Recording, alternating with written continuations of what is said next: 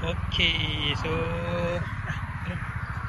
Assalamualaikum warahmatullahi wabarakatuh. Sekarang kita ada dekat ruang refleksologi ni, ruang refleksologi.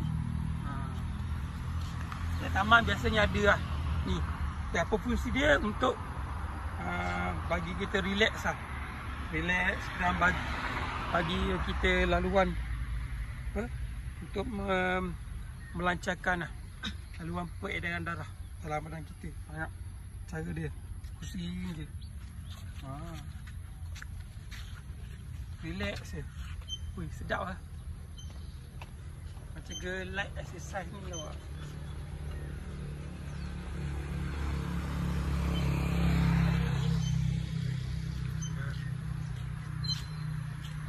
So kat sini dalam 5 meter. 1, 2, 3, 4, 5, 6, 7, 8 meter. Dengan lebar dia 1 meter, panjang dia 8 meter. Okay, untuk tapak refleksologi ni lah. Kat sini disediakan ada besi. Kita boleh duduk ni. Tengok. Hati-hati ya, kawasan ni ada yang tajam tau. Ni.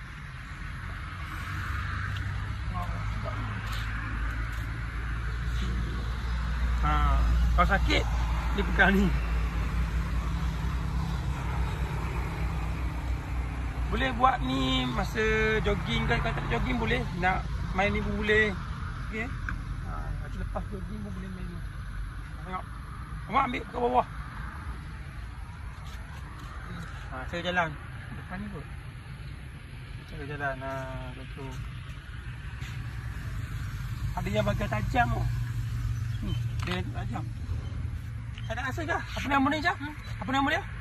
Tapak refleksologi. Refleksologi ni nama dia, tapak refleksologi.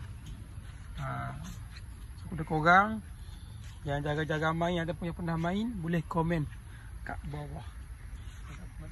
Okey, setakat itu saja. Sini jumpa lagi. Assalamualaikum warahmatullahi wabarakatuh. Bye bye.